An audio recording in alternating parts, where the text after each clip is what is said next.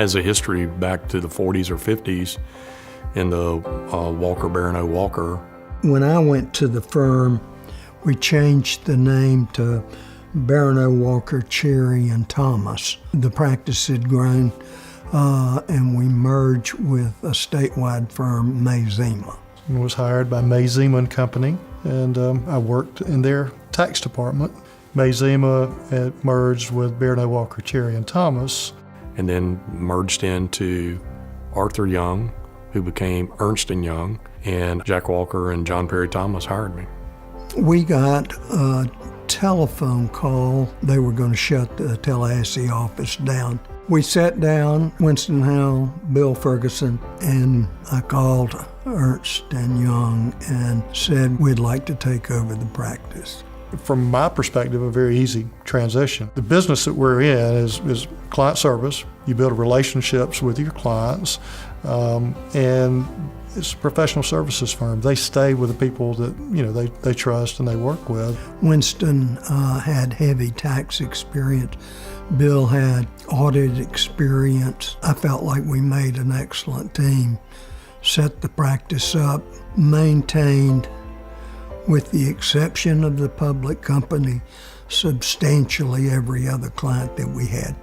It was one of our best years ever as a local office as far as working on our metrics and the things that the contributions we were making and some of the growth that we had had. We went from being a national firm to being a local firm, and then leveraged that to grow it to where it is today.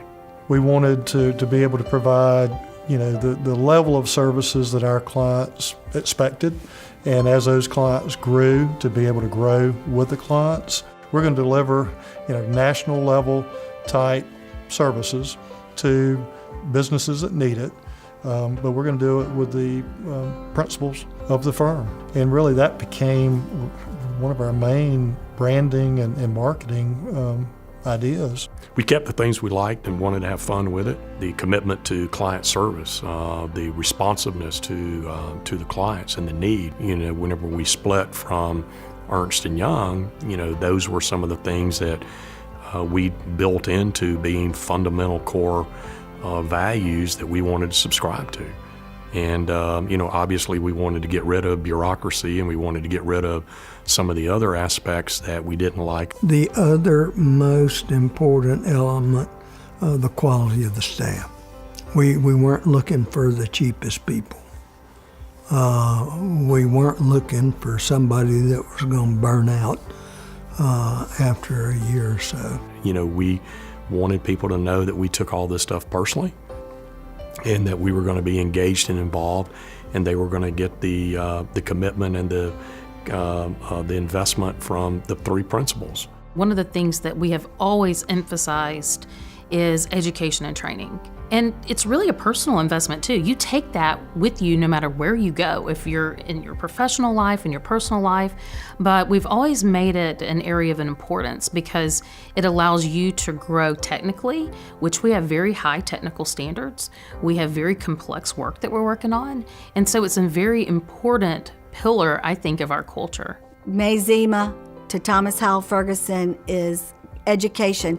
And it's not just education, it's just not webinars and read this book. It is national conferences where you're learning from the best of the profession. And I wasn't happy with the firm that I was at. Training was terrible. And, it was really kind of do what they did last year kind of thing. You really didn't have much direction, guidance. But Bill Ferguson called me up, and before he could even get two words in, I said, "Tell me about your training," because I'm only interested in knowing that I'm going to a firm that can provide good training. We were going to bring the best. We wanted to be the best. We wanted to hire the best and expect the best. And in order to do that, you got to invest in people. We also made the commitment that we would adhere to all of the applicable professional standards. That was especially important to me because I was helping draft those standards. What I learned from JPT, besides the fact he had a great sense of humor, was that it was all about relationships. He told me, "Debbie, you need to work on building relationships that is why people want you to work with them. I believe that Winston and Jeff, being president of the FICPA, really set us apart as a firm in the eyes of the other CPA firms throughout the state, because they knew about our contribution and how important the profession was to us. When I joined Thomas Howell Ferguson, John Perry Thomas was the managing shareholder. Winston Howell was the director of tax, and Debbie Leonard would have been the tax manager at the time. Back in the 80s, remember, we didn't have work-life balance. That wasn't a thought. You worked your butt off. But that changed. And it had to change to keep the women, very valuable, very smart women, in the profession. They were losing the women. So I think that changed. Technology helped it change.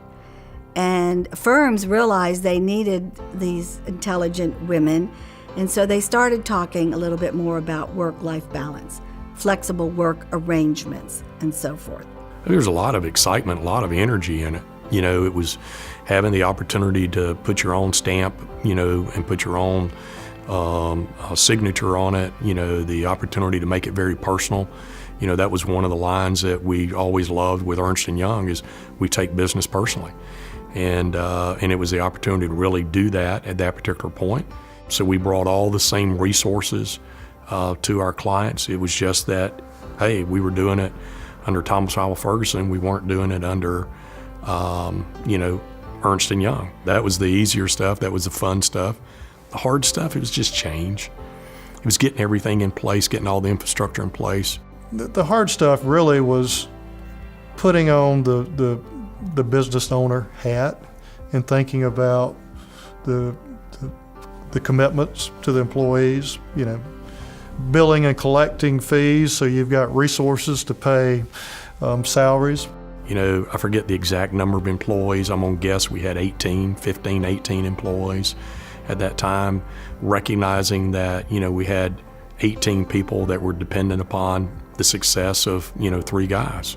You know, that's also the fun side of it. You know, you were willing to, you know, work harder, put more time in and everything else because, you know, you were motivated by it.